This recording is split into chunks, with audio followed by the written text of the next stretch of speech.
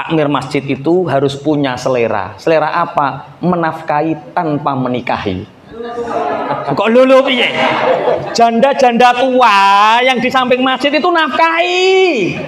Orang-orang jombo samping masjid itu nafkahi. Walau ibu-ibu sudah suudzon ini deh. Angel.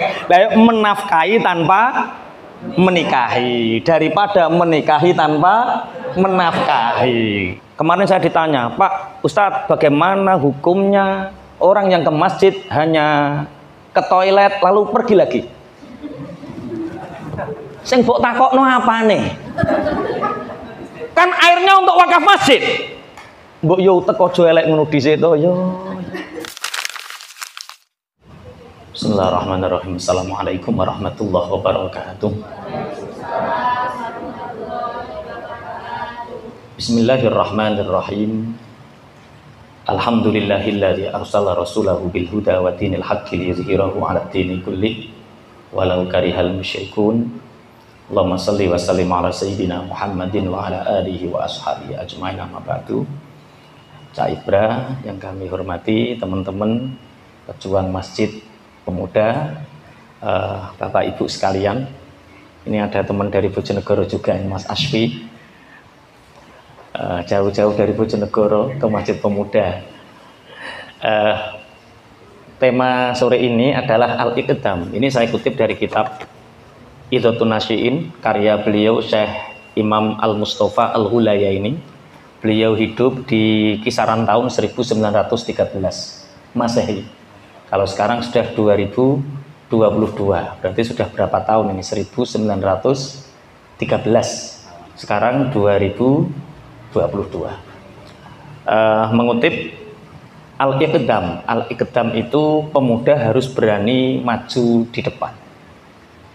Saya tertarik mampir, sebenarnya kajian saya nanti malam di Sambikar Surabaya.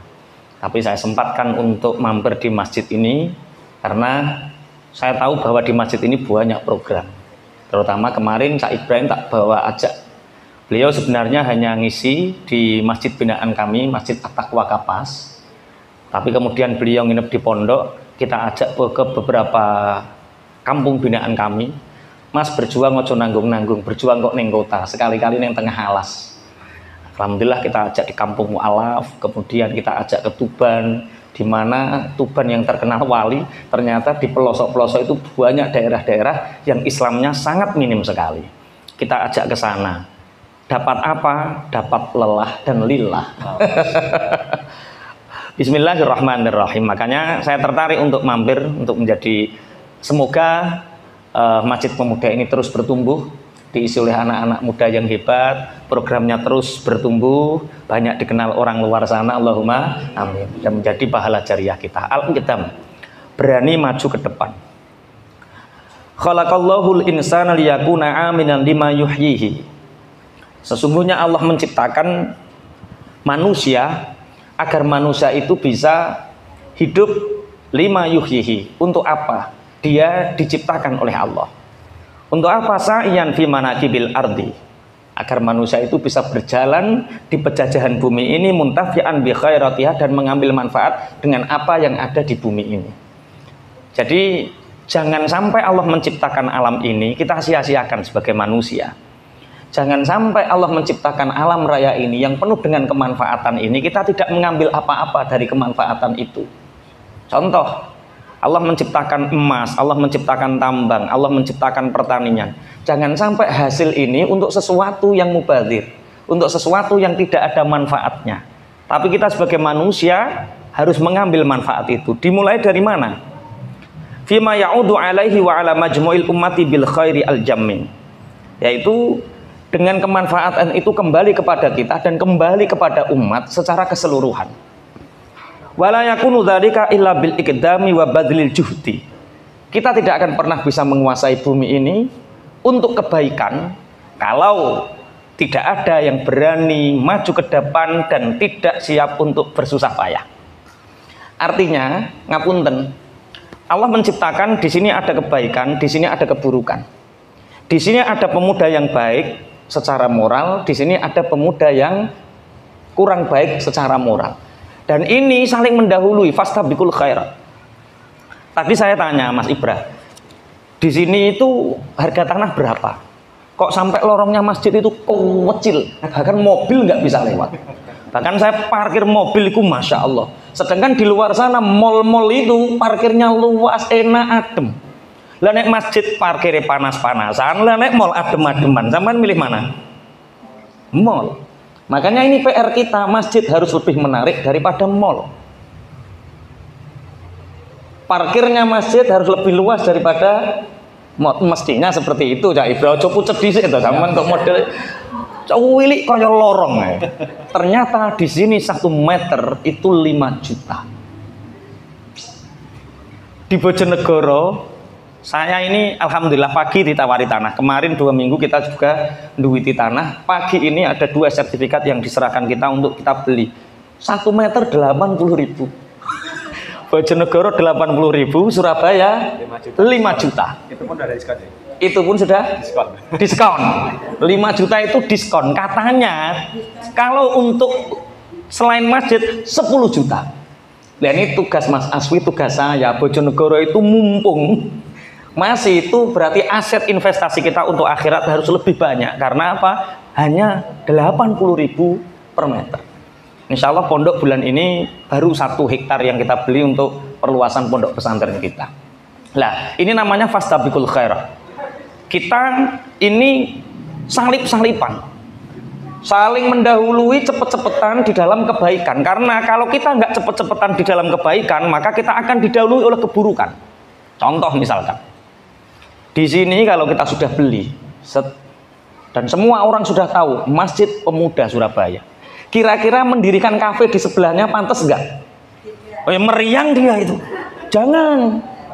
Yang survei, kita mau mendirikan kafe, kita mau mendirikan tempat karaoke di sebelah sana, pasti yang survei jangan, di sana ada masjid. Ini namanya fastabiqul khairat. Kemarin ada tamu datang, Ustadz, di kampung saya Ustadz itu nggak ada anak yang mondok. Nah terus masyarakat itu datang, bagaimana kalau ada orang yang wakaf untuk musola, sedangkan bacaan orang sana itu nggak ada yang fasih. Kemudian saya dititahkan, pun Kak sampean yang jadi imam, padahal saya hanya lulusan SD, ngaji hanya sama kiai kampung. Terus yang sampean ragukan apa? Orang sekelas saya didirikan masjid, kemudian saya jadi imam, nanti ngimami orang sekampung, sedangkan saya kurang fasih, Ustaz. Ini bagaimana? Apakah saya terima atau saya tolak? Saya katakan fastabiqul khairat, untuk pemula jenengan mawon. Tapi mungkin jenengan bisa mengkader anak-anak untuk di pesantren. Saiki ibaratnya ngetok wit gedang. Iku sampean wit gedang iku yang paling ideal pakai apa untuk ngetok? Sabit ya, nganggo arit. Umpama eneng bendo, bisa enggak? Bisa. Ora ono arit, ora ono bendo, ono pacul, bisa enggak? Bisa. Ayo sing penting rubuh. Yang penting ada masjidnya dulu, yang penting ada imamnya dulu. Sampai jangan takut nanti salah. Untuk apa? Ini yang saya sebut fastabiqul khairat. Nanti kalau di situ ada masjid, ini warung kopi yang nggak bener, minggir. Ini kafe yang nggak bener, minggir. Ini sesuatu yang nggak bener, minggir, karena sudah kedahuluan masjid. Kalau sampean, waduh tawadhu, saya ini belum bisa apa-apa loh. Saya tak mondokkan anak dulu, nanti kalau anak saya mondok, lulus pondok, baru mendirikan masjid. Dadak di sini sudah ada night club, sudah ada diskotik. Pantas gak kira-kira mendirikan masjid? Tidak. Berani, kesimpulannya adalah orang muslim jangan takut untuk al-iqdam, berani maju ke depan. Makanya yang sering saya sampaikan, untuk umat itu jangan sampai kita tawadhu. Untuk umat itu harus punya izah. Tapi untuk kepentingan pribadi kita harus sangat tawadhu. Waduh Mas Ibra, alhamdulillah asetnya sudah banyak. Ngapunten, kami ini hanya al-fakir yang belum punya apa-apa. Itu tawadhu karena apa? Pribadi. Masjid Pemuda itu gimana Cak Ibra? Aduh, Masya Allah, ngapunten, Masjid Pemuda itu kasnya kecil, jadi Masya Allah serba kekurangan, itu nggak boleh Mas. Siap, siap. harus izah. Masjid Pemuda itu seperti ini, ke depan seperti ini, nanti tangannya seperti ini, cabangnya ini. Itu bukan sombong, itu izah. Dan untuk umat harus apa? Izah. Kalau pribadi tawadu. Kalau untuk umat izah. Pondok pesantrennya gimana? Masya Allah, ngeten iki nek kula mboten melampah nggih mboten saged melampah. Piye pondok kok ngene iki? Alah kita itu bukan apa-apa. Wong untuk umat kok tawadhu. Itu lemah. Kalau untuk umat harus apa? Izzah. Kalau untuk pribadi tawadhu. Oke. Apa hubungannya dengan pemuda? Inna salafa as-solihah lam yablugh tilkal azamata al-hailata wa lam yudhallil tilkal aqabat as-su'bata al-murtaqi wa lam yasil ila ma yutaqtiu inda dzikrihi kullu ra'sin illal iqdama wa itharatil himmati.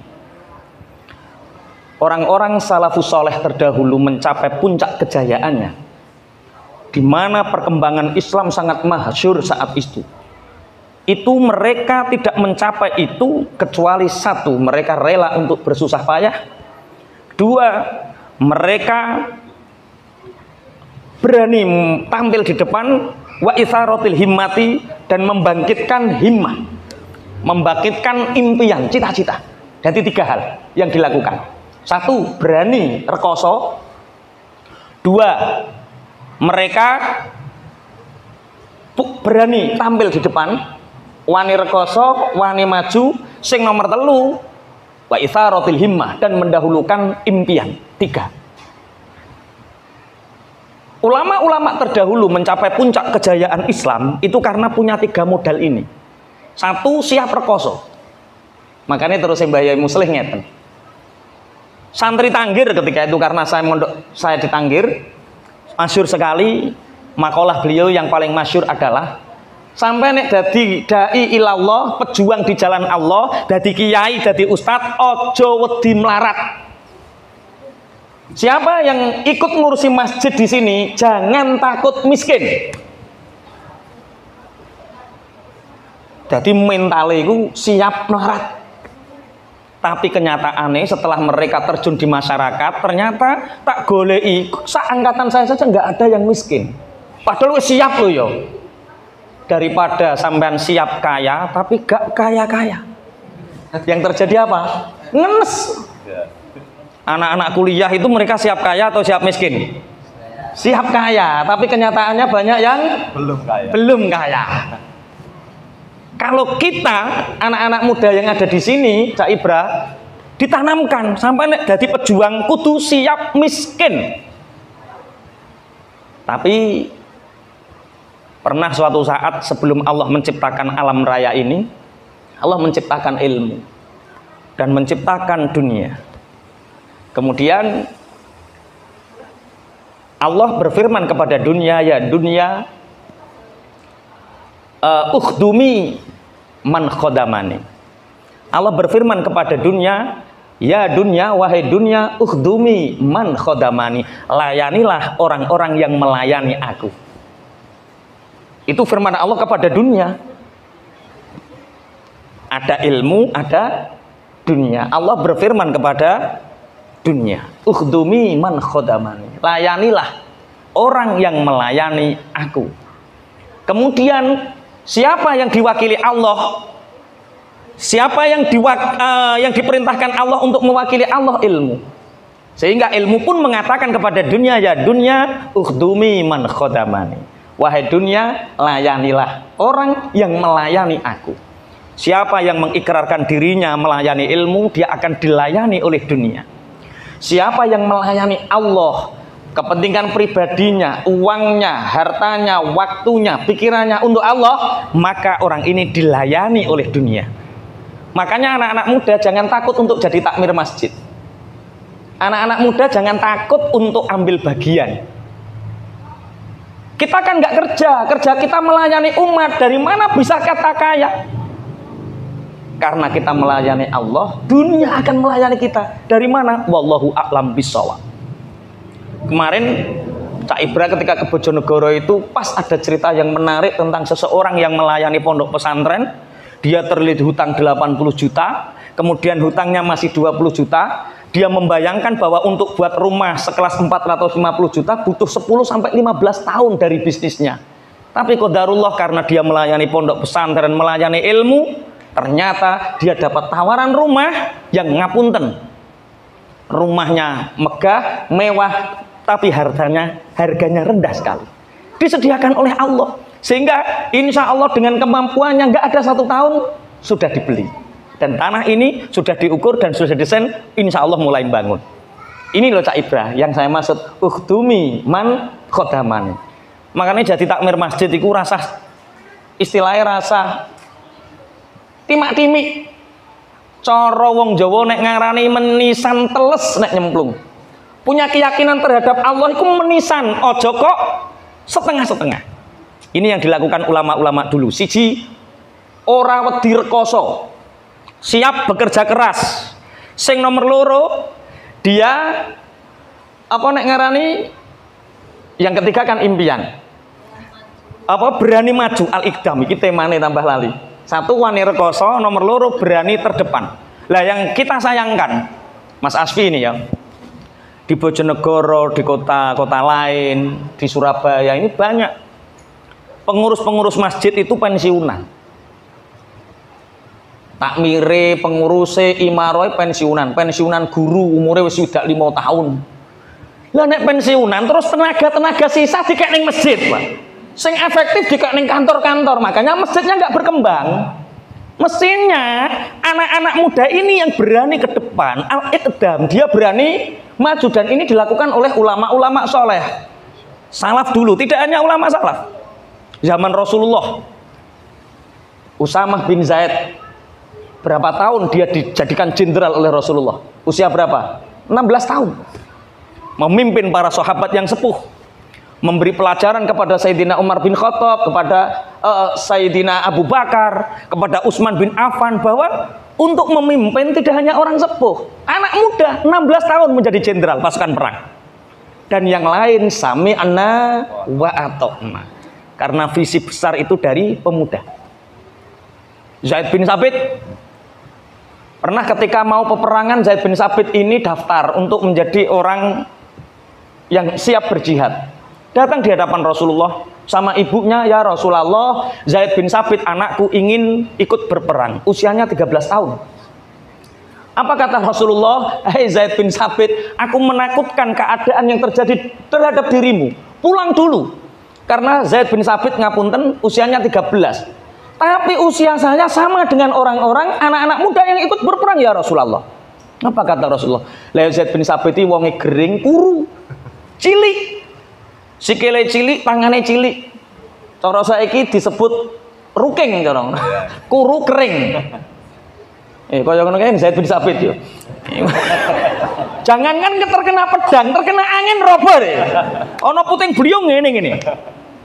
Menangis ini, sudah kamu pulang dulu. Menangis ini dipeluk oleh ibunya.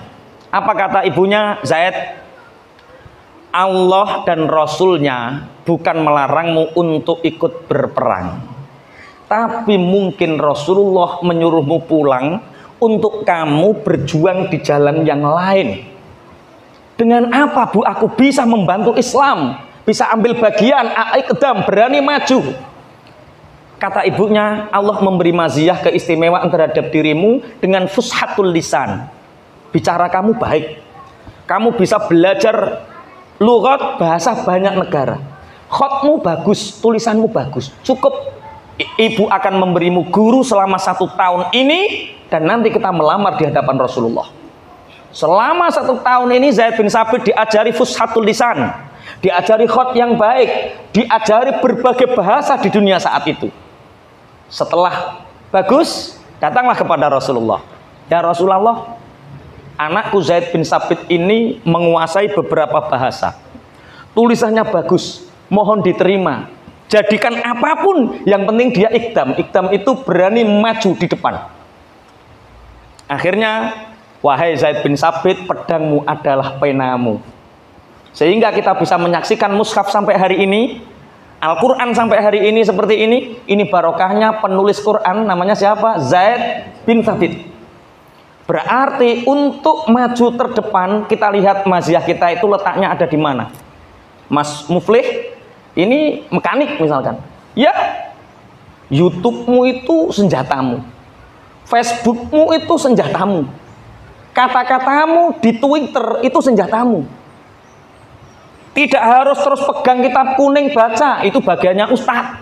Kamu jangan ikut ambil bagian, mudah sesat kabeh. Bagaimana hukumnya meminum air susu istri? Oh, itu haram dinikah. Karena sudah rodoah, ngawur aja. Bagaimana menjual pakaian dalam? Haram. Astagfirullah, astagfirullah. Sudah, jangan ikut itu. Itu ranahnya orang ulama. Ya, yang satu berani rekoso, sing kedua berani maju ke depan dengan maziah kita masing-masing. Makanya Masjid Pemuda ini keren, takmirnya itu usianya anak muda semua, sehingga program-programnya Masya Allah, tamu yang datang ke sini makmur, dikasih gado-gado, dikasih degan, Masya Allah. Ijek warak tau selesai. Ini tadi saya dibesi anak kecil, mana anak kecil tadi itu? Ustadz nanti dikasih makan geprek. Ya, walah kita ini punya informan canggih ini. Siapa yang datang ke sini dijamu, karena semua yang datang ke masjid adalah tamunya Allah.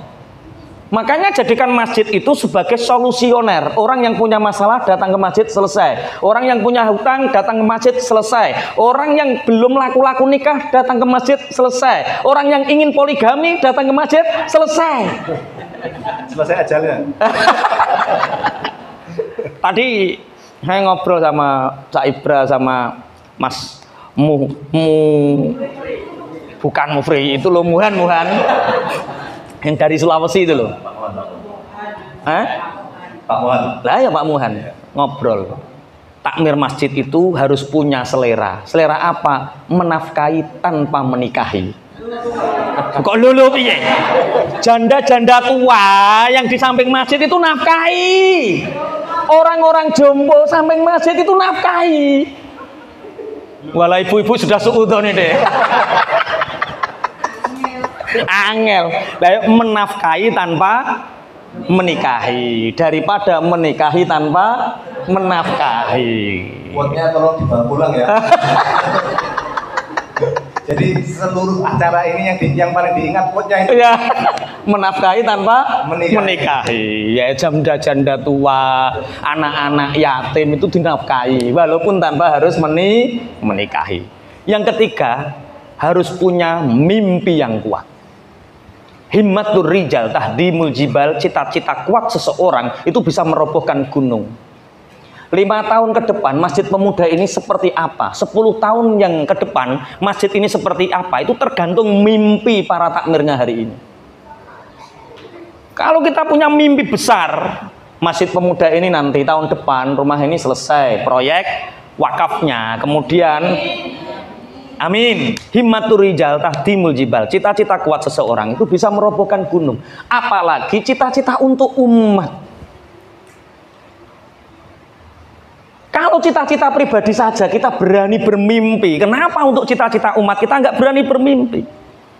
Makanya ngapunten, jangan sampai masjid itu kalah sama warung kopi. Karena orang datang ke masjid katanya panas hawane, si A karo si B tukaran, takmir karo pengurus tukaran, imam karo Bilal tukaran, sedangkan yang di warung kopi damai-damai saja, bahaya. Mabar, kalau di warung-warung mabar, main bareng. Di sini kita ngaji bareng. Ini saya yakin loh, setan setruk hari ini setruk, Pak. Setan baru ke situ setruk karena apa? Lihat orang nggak maksiat, iso hanyeme koyo ngene. Iso guyu. Jere setan, sing diguyu apa? Wong ora ono maksiat kok seneng. Nah, ini harus kita ciptakan di sini. Bagaimana Masjid Pemuda ini orang datang ke sini sangat nyaman. Ini dimulai dari takmirnya, ya setiap orang datang ke sini itu adalah tamunya Allah. Kemarin saya ditanya, Pak Ustadz, bagaimana hukumnya orang yang ke masjid hanya ke toilet lalu pergi lagi? Sing mbok takokno apane? Kan airnya untuk wakaf masjid. Mbok yo teko aja elek ngono dhisik to yo. Siapapun yang datang ke masjid anggap itu adalah tamunya Allah, Allah yang mendatangkan. Kita ini melayani tamunya Allah, sapa dengan baik. Walaupun nguyuh tok. Bar nguyuh plencing. Enggak apa-apa, itu juga tamunya Allah. Jangan sampai mereka kapok ke masjid gara-gara fatwa kita. Loh, masuk toilet, keluar, enggak sholat Pak, enggak.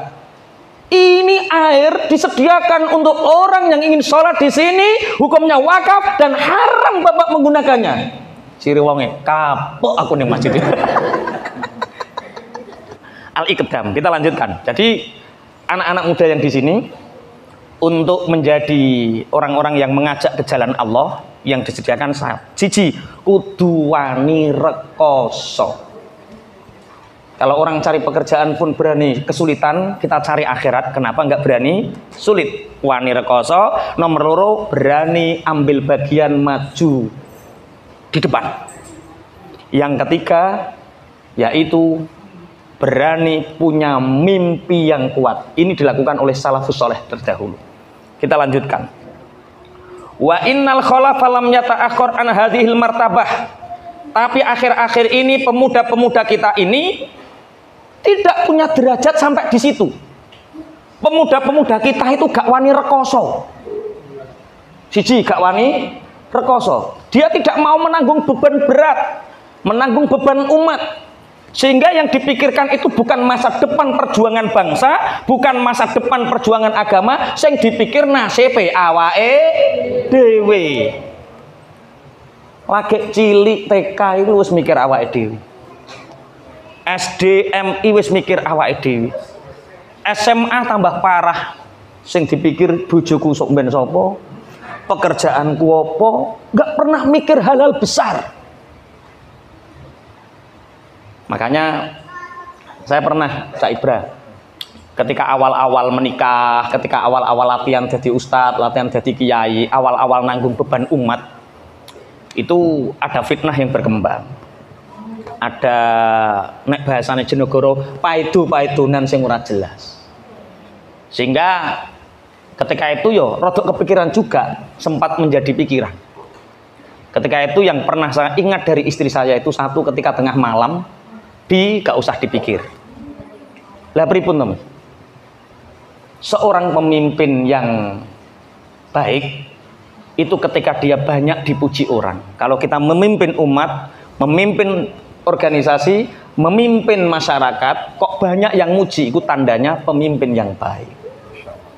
Tapi kalau banyak yang menghujat, banyak yang memuji dan banyak yang menghujat, itu tandanya Abi adalah calon pemimpin besar. Kalau pemimpin besar itu tidak hanya dipuji, tapi siap dihujat. Kalau Cak Ibra di sini masih dipuji, ini baru pemimpin yang baik, belum yang besar. Kalau ingin jadi pemimpin yang besar, harus ada fitnah yang besar, sampean kuat atau tidak? Lho kok wis mendilo iki piye? Ada fitnah. Wah, iya. Ada fitnah gitu. Siap. Pemimpin yang besar adalah pemimpin yang banyak dipuji orang dan pemimpin yang banyak dihujat orang. Itu tandanya pemimpin yang besar. Untuk kebaikan loh. Kita harus siap. Nah, ini kekurangan anak-anak zaman sekarang, dia itu nggak berani rekoso. Di samping nggak berani rekoso, dia nggak berani maju ke depan, ambil bagian. Dan juga tidak berani bermimpi. Ngapunten, masalah kita Cak Ibra, ini masalah anak-anak muda. Anak muda sekarang miskin keyakinan, miskin cita-cita. Duh, saya pernah ngisi beberapa kajian di SMA. Kalau dia masih TK itu cita-citanya tinggi. Ditanya, "Nak, besok kalau besar ingin jadi apa?" Presiden. Jarang yang bilang presiden. Astronot. Kenapa? Yang dilihat Upin Ipin. Upin Ipin cita-citanya apa? Astronot. Ketika MI, ketika SD masih ada presiden, ada dokter, polisi, banyak. Yang SMP ini mulai Kemarin tak tanya cita-citanya apa, pemain sepak bola ada yang YouTuber, yang SMA tak tanya, Kak, nanti kalau lulus SMA ingin jadi apa? Mbah Ustadz, lulus wis apik. Anak-anak SMA sekarang kalau ditanya lulus wis apik. Yang kuliah di Surabaya, di Malang, di Jogja, ketemu semester berapa Mas? 8 Ustadz. Wih, baru skripsi. Ya Ustadz, insya Allah sebentar lagi lulus. Lah terus kalau lulus mau kemana Mas? Cita-citanya apa? Lah itu Ustadz, beban berat. Kalau dulu ketika aliyah, ketika SMA Ustadz, makan ikut orang tua, pulsa ikut orang tua. Ini kuliah 4 tahun tak kalkulasi biayanya saja 80 juta. Belum pulsa, belum kos, belum makan. Kalau dulu Ustadz SPD itu sarjana pendidikan. Kalau sekarang SPD itu sarjana penuh derita. Ada sarjana bantu ibunya di pasar, dodolan lombok. Lah sarjana kok dodolan lombok? Beban. Ketika ikut bantu orang tua di sawah, lah terima ngono wae sekolah dhuwur-dhuwur. Beban. Ini yang terjadi terhadap bangsa ini hari ini. Miskin cita-cita, dia tidak punya blueprint, dia tidak punya apa yang dia impikan. Ini yang terjadi. Makanya Masjid Pemuda ini harus menjadi muharrik, menjadi penggerak bagaimana anak-anak muda itu tahu tujuan hidupnya di sini, tahu tujuan akhirat di sini, tahu tujuan dunia di sini. Allahumma amin. Monggo, saya berat. Saya mengamin ya. Enggak. Nah, ini kelemahan kita. Jadi anak muda yang berani memimpin, anak muda yang berani rekoso, anak muda yang berani bercita-cita tinggi. Blueprint. Sekarang nggak ada yang berani buat blueprint saja, nggak berani. Padahal penting, afirmasi itu penting. Apa yang kita lihat itu penting. Makanya keren, Masjid Pemuda.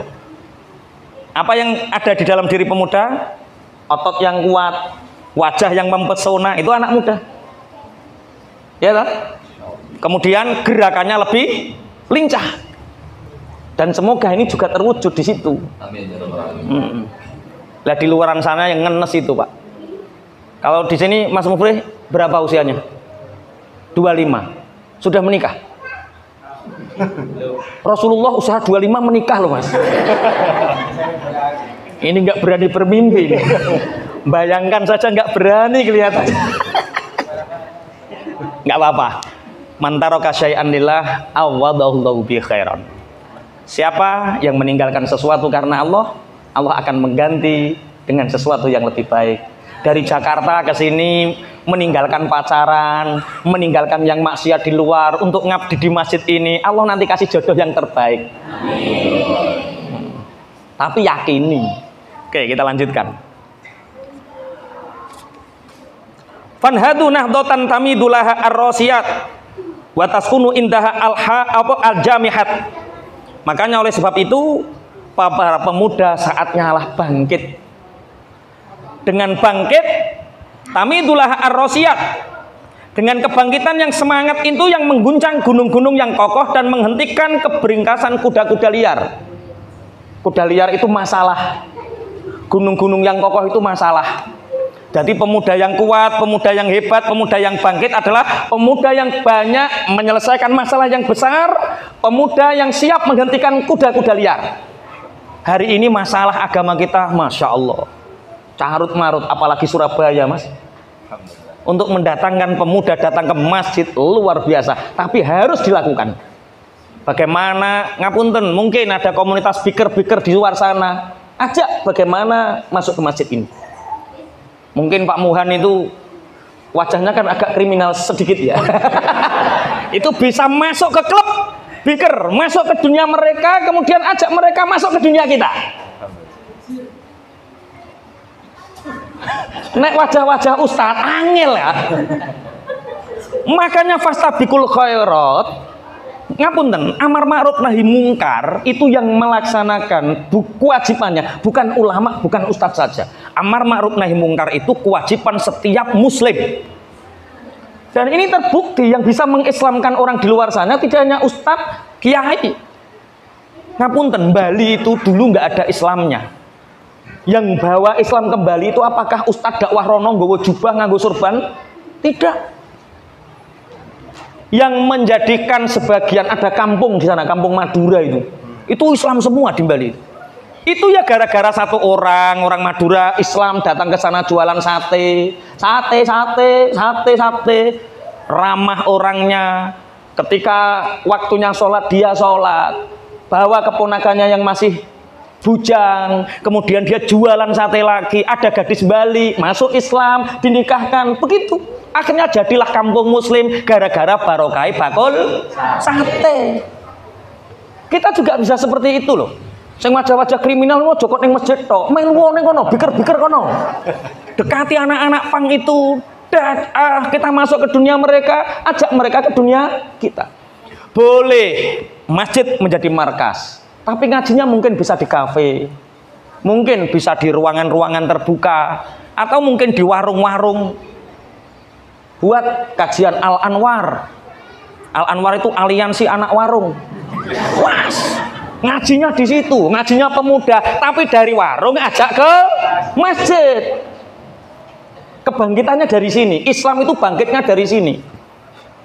Tidak mungkin Islam itu bangkit dari sesuatu yang buruk. Gara-gara sok ngustad, wong ora pak dadi ustad. Wah, kerono sesajen disadui, Pak. Itu kan ngeri sekali. Dia tidak pernah dakwah di perkampungan yang kita sangat ngapunten, sangat santun, sehingga kita bisa mengedukasi tentang ketauhidan.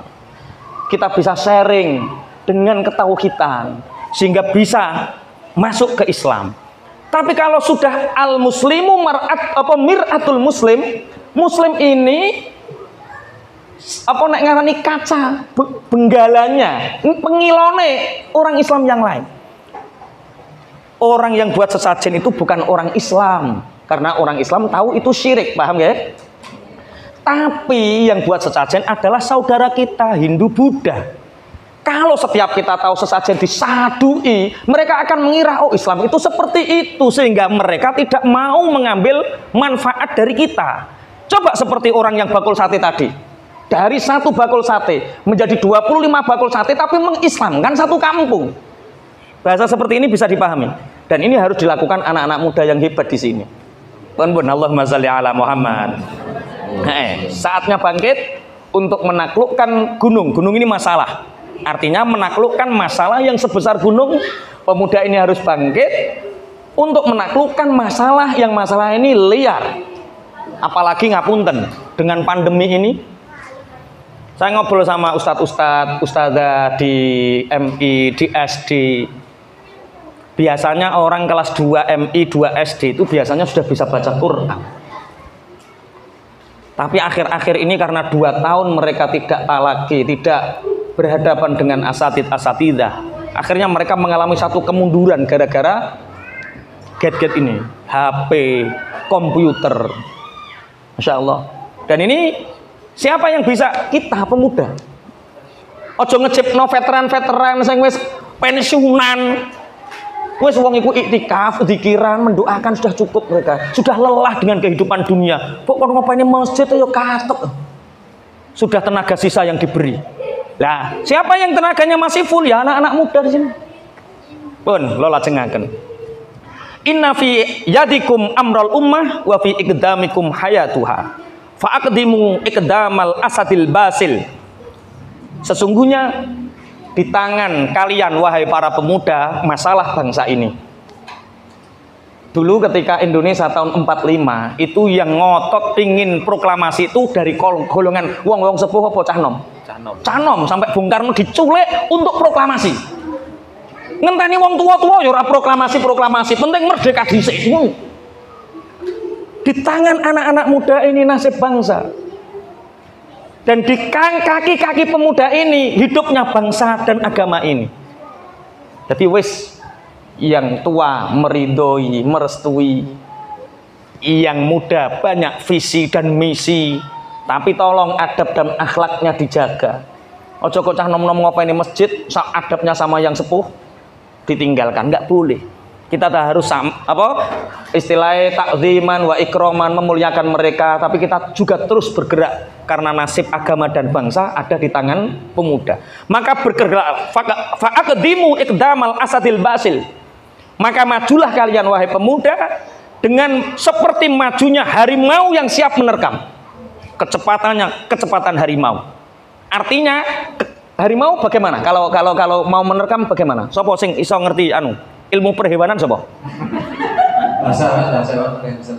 Itu orang Sulawesi nggak tahu perhewanan. Harimau itu kalau menerkam mangsanya gimana? Kok au. Iku suarane, ini larinya itu loh. Jadi anak muda itu kalau ingin berdakwah, semua elemen dihubungi. Semua kabar kebaikan disampaikan. Tapi ridhon nasi ghayatun la tudrak. Kalau kamu ingin mencapai semua ridhonya manusia, kabeh kok setuju, maka kamu tidak akan pernah berhasil. Kalau kita dalam satu kebaikan ingin direstui semua orang, kamu gak akan pernah melakukan kebaikan itu. Maka saran saya, kebaikan sudah disampaikan, 75% sudah meridhoi, yang 25% kok ngomong kongguri. Gunakan ilmunya sepur. Kalau ini ilmunya harimau, fokus, kecepatan tinggi, ojo pelengahan. Kalau sekarang pakai ilmunya sepur. Ngerti sepur? Ilmunya kereta api. Sing keri ditinggal, sing ngalang-ngalangi terak. Ilmu apa namanya? Tubruk. Kok tubruk? Sepur. Ya. Sepur, kereta api. Bahasa Inggris apa? Lupa. Aku ngetes, ternyata rapat iso bahasa Inggris. Oke. Wahai pemuda, di tangan dan kaki kalian nasib sebuah umat dan bangsa, maka majulah, terus maju seperti majunya harimau yang siap menerkam. Fokus pada tujuan. Siap digunjing, siap dihujat. Nikah karo sapa mufreh? Takmir masjid, pemuda itu ya. Mau makan apa kamu? Biasa. Kamu ingat firman-Nya Allah, layani wahai dunia, layani orang yang melayani aku. Nggak ada ceritanya orang yang ngopeni ilmu nih Allah, gak diopeni Allah, nggak ada ceritanya. Belum ada penelitian yang membuktikan orang yang melayani Allah nggak dilayani Allah, belum ada bukti. Tapi kamu jangan, aku kok nek takmir masjid berarti sugih ya aja ngono. Wanhadu nuhudar rawaya tahta dzatis salasil tahya bikumul ummah. Maka majulah kalian, bangkitlah dengan segala semangat dan kekuatan seperti unta yang memikul muatan dalam iringan suara genta yang membangkitkan semangat. Pasti umat ini akan hidup. Kalau semua pemuda punya cita-cita besar, semangatnya membara, maka umat ini tinggal digenderang saja, mereka akan maju. Seperti orang yang akan perang, dikai gamelan, deng. Mana geraknya? Makanya Masjid Pemuda ini muharik. Teman-teman yang ada di Surabaya dan sekitarnya, Sidoarjo, Gresik, kalau punya kegiatan, nggak punya uang, komunitas apapun yang nggak punya uang, kalau ingin tempat yang ber-AC, kalau ingin mendatangkan pemateri nggak punya uang, datang ke sini, gratis, tempatnya gratis. Kalau nggak punya makanan, misalkan, waduh kita ini punya kegiatan, kita sudah punya pematerinya, tapi nggak punya tempat untuk nyewa, nggak ada konsumsinya, datang ke Masjid Pemuda, selesai. Insya Allah, amin, amin. Siap. Selesai bubar apa selesai tenanan ya? Siap melayani. Siap. Makanya takmir itu ya seperti itu ya, khadimul masajid, khadimullah, orang yang melayani Allah. Makanya teman-teman pemuda nggak usah khawatir ya untuk datang ke Masjid Pemuda, nggak usah khawatir. Insya Allah di sini Anda disambut layaknya orang yang menyambut tamunya Allah. Komunitas sepeda pancal, goes, kalau ingin mengadakan acara di masjid nggak apa-apa, nggak usah nyewa, ada ruangan ber-AC. Ingin buat kajian, insya Allah ada. Orang dari NU ada ustadznya, ada dari Muhammadiyah ada ustadznya, insya Allah. Gratis. Kalau tempatnya di sini, atau mungkin di warung juga nggak apa-apa ya. Nanti diresmikan. Bagian dari perjuangan Masjid Pemuda buka Al-Anwar, aliansi anak warung, kajian anak muda, khusus ngajinya di warung. Nanti kalau warungnya sudah kena, buka Al-Ankaf, aliansi anak kafe. Wallahu lakum mu'inun wa huwa yajzil muqaddimin. Allah yang akan menolong kalian. Setiap orang yang ingin maju pasti punya rintangan. Ingat, Allah akan menolong kalian. Wallahu yajzil muqaddimin. Allah akan memberi pahala, membalas orang-orang yang siap memimpin, siap maju ambil bagian terdepan. Jadi 3 kunci rahasia: al-iqdam, berani maju, berani rekoso, sing nomor 3 berani punya mimpi membawa umat ini, membawa bangsa ini ke dalam tujuan yang benar. Dan ini harus dilakukan oleh pemuda, fata, anak muda. Ini mungkin ada 1-2 pertanyaan, monggo Cak Ibra. Alhamdulillah.